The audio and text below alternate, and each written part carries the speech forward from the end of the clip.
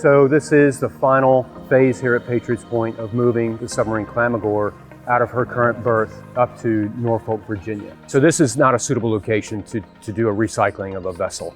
There are only maybe a half dozen locations on the East Coast that do this sort of operation, and Charleston is just not one of them. This isn't the end. This is just the beginning of the next phase, which is moving the boat to Virginia.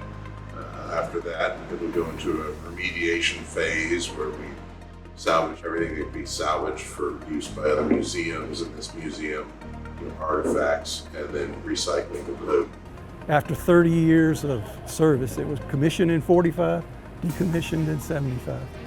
And that's a pretty good service. I have mixed emotions about what's happening today, but I really do appreciate the fact that Patriots Point kept her from becoming razor blades for 40 years.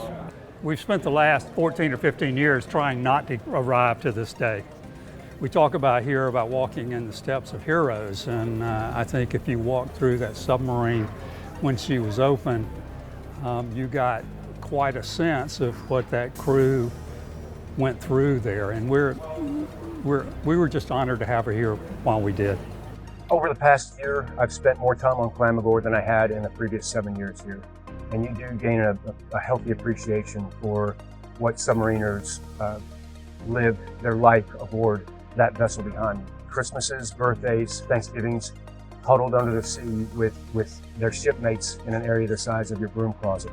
As I mentioned before, I didn't do that, but when you're in there, you sit there, inside that submarine and it's swaying up and down, you get a sense of what that was like. I know now why they're tied to it and why they love this boat. The Clamagore becomes your home. I lived on there for 3.5 years. And during that time, she was my safe place, my home. And my whole family was on there. I had 85 brothers, and we were very, very close. I'd get choked up, I'm sure. The challenge that we had to face that was going to be the biggest hurdle to overcome was the ballast tanks. And we needed a buoyant material that would not become waterlogged, that we could work into these compartments, and then you don't ever have to worry about if the air leaks out. This is for sure a star on the calendar. I can't believe we're actually here and it all came together, and frankly, rather smoothly. We've had to rely on our neighbors, the Charleston Harbor Resort Marina, to work with us to move some of those vessels out of the way. If you take a look at the marina, it's chock full of boats, everything from pontoon boats and sport fishing boats. The boat was surrounded by millions and millions of dollars worth of yachts and a nice tight fit to get it out of here. We've had to remove 4 breakwaters that serve as protection against the storms, so they've had to be removed to allow those smaller craft to come in here and tow the Clamagore out.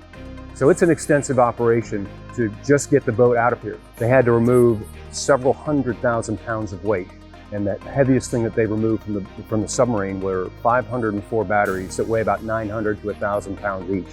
So that's 500,000 pounds of just dead weight being removed. And then of course you've got the sail that had to be removed. That's very top heavy for stability purposes. You have to take that off. We got to where we were removing stuff faster than we could ship it out when it came to batteries and recyclable materials and stuff. There was a family that came here all the way from Illinois.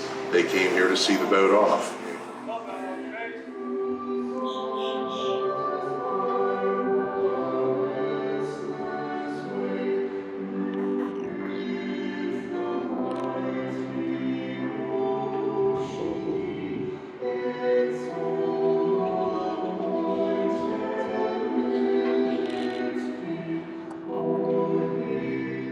Then you have your intercoastal trade winds folks that come in with 4 smaller craft to just usher the Clamagore out. And then there's of course the tug itself that tugs her up to Norfolk, Virginia. It's a larger vessel that will have a long tow chain to the submarine, and that's it. It's one vessel towing one submarine being towed all the way to Norfolk. It's not going to stop, and it's a 5-day pull.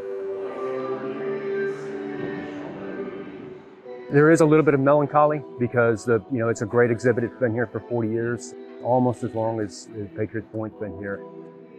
Sadly, the submarine was in was in not very good condition at all, and it was in danger.